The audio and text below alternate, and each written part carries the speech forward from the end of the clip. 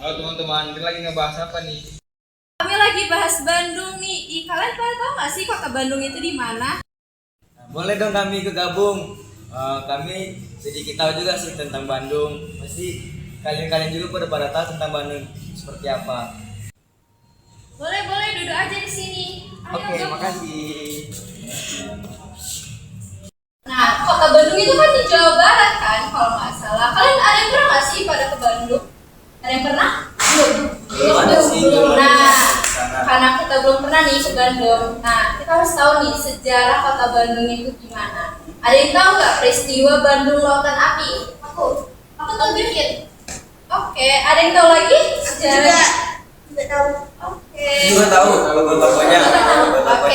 Oke, baik. Di sini kita bakal membahas yaitu peristiwa Bandung Lautan Api.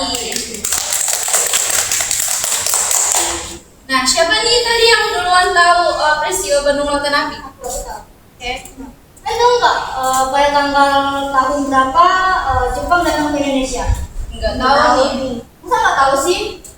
1945? Betul. Pada tahun 1945 Jepang datang ke Indonesia untuk Mengambil nggak tahu nih. mengambil rempah-rempah, menjajah kita.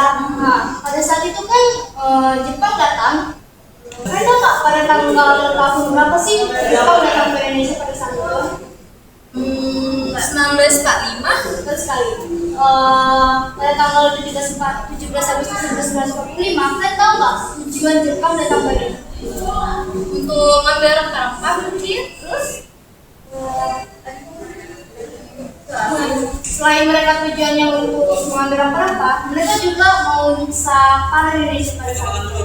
Karena kan Indonesia pada Jepang pada saat itu kan mengambil rempah-rempah. Indonesia nggak kasih tuh. Nah, jadi mereka yang awalnya ngasih nunggu, mereka langsung paksa Indonesia untuk kayak menjajah mereka itu, untuk nyiksa mereka kayak, kalian kemarin nggak kasih kami, yaudah kami ambil ini cara kasar. Nah, pada saat itu ada yang tahu nggak siapa sih tokoh-tokoh Jepang pada saat itu menjajah Indonesia? Aku tahu nah. Tahu ya.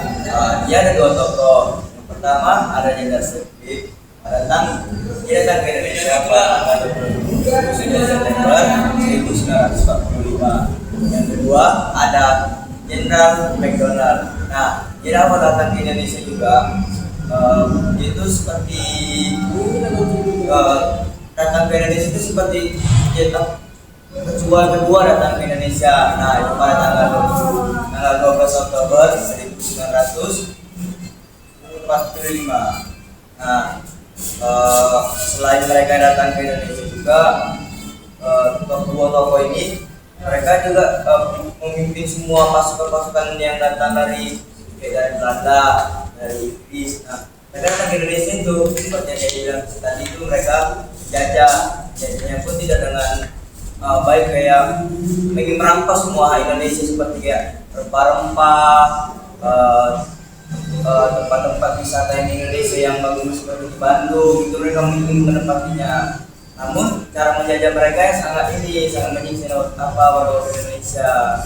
Nah, kalian ada yang tahu lagi nggak tentang itu, tentang tokoh-tokohnya, atau perlindungan mereka lah, ada yang tahu nggak? Aku tahu. Apa tuh? Nah, dimana pada saat itu Sekutu membuat nih ultimatum pertama. Ultimatum ini itu harus dipatuhi. Aku mau nanya dong, ultimatum itu apa sih? Nah, jadi ultimatum itu ialah peringatan keras atau terakhir ya kan. Nah, jadi penyerangan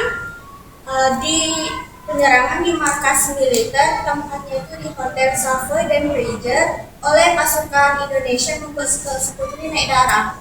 Boleh nanya nggak, Hotel Savoy Ranger ini tempat apa ya kalau boleh tahu? Hotel Savoy dan Ranger itu adalah pangkalan militer Sekutu tersebut. Nah, jadi setelah 3 hari penyerangan, tepatnya nih pada tanggal 27 Desember 1945, Brigadir Jenderal McDonald menyampaikan isi ultimatum kepada Datuk Yamin. Ada yang tahu siapa yang tahu? Siapa? Enggak ada yang tahu. Ada yang tahu. Malu. Iya. Ya, Datuk Yamin itu beliau di mana pada saat itu menjabat nih sebagai gubernur di Jawa Barat. Nah, jadi isi ultimatum tersebut ialah membagi kota Bandung ini menjadi dua, yakni Bandung bagian utara maupun Bandung bagian selatan yang dibatasi oleh rel kereta api. Nah, jadi ultimatum ini selambat-lambatnya akan dilaksanakan pada tanggal 29 November 1945. Nah, di mana pada saat itu sekutu ini ingin menjadikan Bandung ini sebagai pangkalan militer mereka karena strategis. Tahu nggak strategisnya di mana? Nah, jadi letak strategisnya itu di mana kota Bandung ini terletak di tengah-tengah Pulau Jawa, jadi dekat tuh dengan Jakarta. Nah, jadi strategis lah ya kan. Nah, warga Bandung ini nggak setuju lah kota kesayangan mereka ini menjadi cengkraman oleh penjajah, dan akhirnya mereka nih nggak mematuhi nih ultimatum yang sekutu ini buat, kata Bandung bagian utara. Memang kenapa sih alasan mereka nggak mematuhi ultimatum ini? Nah, oke. Nah, akhirnya warga Bandung ini kesalah, dan dibangun nih pos-pos gerilya di berbagai tempat. Dan sejak saat itu pertempuran demi pertempuran terus terjadi baik di Bandung Utara maupun Bandung Selatan. Terus bentrokan bersenjata antara pejuang dan sekutu pun pecah bahkan berbulan-bulan dengan 1 atau 2 hari. Terus nih ya, di mana pada saat itu mereka juga nih lagi mengirim nih logistik makanan ke Jakarta. Nah, terus ada nih lagi mereka nih lagi konvoy nih besar-besaran, di mana pada saat itu sekutu ini diserang oleh warga Sukabumi, tepatnya di Bonyokosan. Ada yang tahu nggak nih penyerangan di Bonyokosan itu terjadi pada tanggal berapa? Terjadi pada tanggal 9 Desember 1945. Ada lagi nih, ada yang tahu nggak siapa yang membuat peta penyerangan sepanjang 81 km? Tahu, siapa? Siapa nih kira-kira? Komandan Letkol Edi Sukandi. Beliau yang membuat. Iya, beliau lah yang membuat peta penyerangan sepanjang 81 km di Cigombang Bogor ke Ciranjang Cianjur, dengan titik utamanya itu ya di Bonyokosan itu sendiri lah ya kan. Nah, terus di peristiwa penyerangan Bonyokosan tersebut 165 pasukan bersenjata seperti granat, bambu runcing, pistol, dengan gagah berani nih menghadang sekutu ini yang lagi konvoy memakai kendaraan baja. Terus mereka ini nggak menyangka di mana pada saat itu tiba-tiba nih hujan turun dengan deras menyertai peristiwa Bonyokosan tersebut. Dan sekutu ini tidak bisa nih mengendalikan medan penyerang tersebut. Akhirnya mereka jatuh satu persatu. Nah, semenjak peristiwa Bonyokosan tersebut, perlawanan demi perlawanan ini terus terjadi. Nah, ada yang tahu nggak nih ultimatum kedua itu? Nah, Restu apa tuh? kita nggak Kan saya pesan ini tidak melihat bahwa ini menggunakan lagi ini ultimatum keduanya dan ditunjukkan langsung kepada Perdana Menteri Indonesia bangsa. Dan tahu nggak si ultimatum kedua itu? enggak.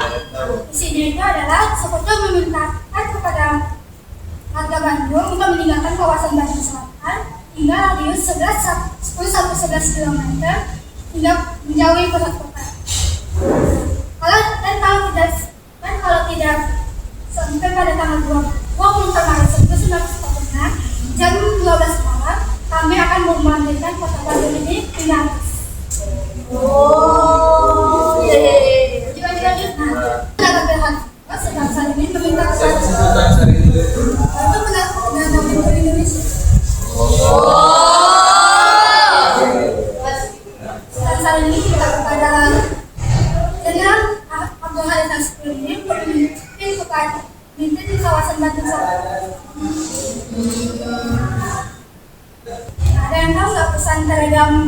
dengan pemerintah besar? Tahu. Pesan itu adalah setiap tentang petani Indonesia harus ikutan. Ini melakukan diskusi dengan aparat anggota yang lainnya. Istilah saya lakukan ini mulai lagi nih. Saran. Yang tahu nggak sarannya apa? Oke, aku tahu nih sarannya. Nah, jadi saran Mayurukana ini adalah yaitu dilakukannya operasi membumi hanguskan Kota Bandung nih. Nah, pada saat itu Jenderal Nasution kayak masih mempertimbangkan nih dari saran dari Mayurukana ini. Nah, dia memikirkan bagaimana sih nanti ke depannya, bagaimana nanti para sekutu ini agar tidak bisa mengambil kesempatan mengambil wilayah Bandung nih. Nah, setelah dipertimbangkan matang-matang nih oleh Jenderal Nasution, akhirnya solusi ini menjadi solusi yang paling tepat dan juga tidak memberi kesempatan nih kepada sekutu mengambil kawasan Bandung dan juga menjadi salah satu untuk terpenuhinya ultimatum kedua ini. Nah, ada yang tahu nggak sih pada tanggal berapa akan terjadinya operasi membumi hanguskan Kota Bandung? Ada yang tahu? Tahu. Jadi pada tanggal 24 Maret 1946, tepatnya jam 2 siang nih, nah para TRI, ada tahu panjangan TRI? Rakyat Indonesia mungkin. Ya, gitu. Nah, jadi TRI ini langsung menyuruh para warga Bandung untuk meninggalkan Kota Bandung nih sebelum jam 10 malam. Nah, jadi semenjak itu mereka langsung nih warga Bandung langsung meninggalkan Kota Bandung menggunakan dokar, gerobak, dan juga nih ada yang jalan. Terus mereka tuh membawa barang seadanya menggunakan kendaraan yang tadi itu. Dan juga ada yang dipikul sendiri nih. Dan para orang tua yang sesepuh juga mereka jalannya menggunakan tongkat. Terus ibu-ibu yang baru saja melahirkan itu harus membawa bayi mereka yang baru saja lahir itu pergi ke pengungsian. Jadi sedih itu. Sedih nggak? Sedih kan? Jadi nah, tanpa menunggu lama nih, rombongan dari rakyat Bandung menjelang maghrib, nah mereka pergi ke pengungsian yaitu dari arah utara dan juga timur Kota Bandung. Nah, menjelang maghrib nih, para sekutu, para TRI dan juga para pasukan Jenderal Nasution nih langsung merencanakan untuk dilakukan operasi membumi hanguskan Kota Bandung ini kan. Nah, mereka tuh rencananya mau dilakukannya pada tengah malam nih, tapi di luar rencana, tepatnya pada jam 8 malam itu terdengar nih suara ledakan dari alun-alun Kota Bandung. Ada yang tahu gak sih? Kalau nggak salah pada saat itu yang meledak itu gedung. Ada yang tahu nggak nama gedungnya? Nah, jadi gedungnya itu namanya Gedung Industri Restoran yang sekarang ini sudah menjadi gedung BRI. Nah, pada saat itu meledak kan. Jadi alhasil operasi membumi hanguskan Kota Bandung ini dilakukan pada saat itu juga. Nah, diikuti dengan gedung-gedung lain, kawasan lain itu ada di Braga, Cicadas, Tegalega, dan juga adalah pokoknya satu lagi. Nah, itu juga ikut meledak dan terbakar nih. Nah, para pasukan tentara juga langsung meninggalkan dan membakar asrama mereka, dan warga Bandung juga membakar rumah mereka nih yang semula ditempati. Terus lalu mereka pergi ke rombongan untuk pergi ke pengungsian. Aku mau nanya, kamu nggak tahu? Karena kan tujuannya kan agar para sekutu ini tidak mengambil kawasan, kan hangus kan, rumahnya kan hangus, harus dihangusin dulu. Rumahnya harus dihangusin, kawasannya pokoknya semua harus dihangusin, biar mereka para sekutu ini tidak mengambil kawasan itu, kayak nggak mau gitu loh. Nah gitu. Nah terus kan malam di langit-langit di Kota Bandung itu sudah menyala-nyalakan. Kota yang penuh keindahan seketika berkobar-kobar menjadi peristiwa apa? Bandung Lautan Api. Iya betul. Nah itulah awal mula terjadinya peristiwa Bandung Lautan Api ini. Nah belum sampai situ, mereka kalau nggak salah ya waktu pergi ke pengungsian, mereka tuh ada menyebutkan kalimat. Ada itu nggak kalimat apa? Nah, itu kalimatnya adalah meskipun kau telah menjadi lautan api, 5.000 perabot Bandung. Nah, ada itu ada nggak? Oh, pernah dengar. Gimana? Nanti lagu Lalu Bandung. Nah, iya betul. Nah, dari kalimat itulah dia langsung berkembang menjadi lagu Halo-Halo Bandung yang dikenali Paula tadi kan. Nah, kalian tahu nggak penciptanya? Tahu. Ayo, siapa? Aku. Nah, itu lagunya juga Ismail Marzuki. Iya. Nah, jadi sebenarnya Ismail Marzuki ini waktu di Bandung itu cuma ngunjungin mertuanya yang sedang sakit nih. Nah, dia melihat peristiwa Kota Bandung itu kan sudah menyala kemerahan kan dan kobaran api kan. Nah, itulah menginspirasi dia untuk membuat lagu Halo-Halo Bandung. Ya, mengunjungi mertua tiba-tiba cipta lagu. Nah, udah kan, gue tuh hari itu nggak sih apa yang terjadi pada sekutu? Nah, yang saya tahu, Nah, ketika sekutu datang, mereka tuh ingin menghentikan aksi bumi hangus.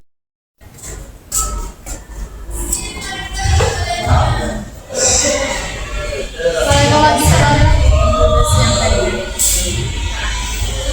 Nah, pas pukul 12 siang itu tuh terjadi salah satu upaya penting buat menggagalin rencana sekutu yang menguasai tempat itu. memang bagaimana? tempat persenjataan. Lanjut. Kalau aku juga menjelaskan ini tentang dampak-dampak. Oke. Pertama, ada dampak berpikirnya. Dampak berpikir itu, aku juga menjelaskan ini tentang dampak dari peristiwa Bandung Lautan Api. Pertama, ada dampak militer. Misalnya, pasukan sekutu kehilangan kesabaran karena Bandung. Ketiga, dampak sosialnya, rakyat kehilangan tinggal dan mengungsi ke tempat pengungsian. Dan yang keempat, ada dampak ekonomi. Kota Bandung kehilangan. Dan ini tentang dampak-dampak dari peristiwa Bandung Lautan Api. Yang pertama, ada dampak militer. Ada dampak sosial. Sosialnya, Sekian dari kami. Bye. Wih. Pelan-pelan nih, gaya dikit.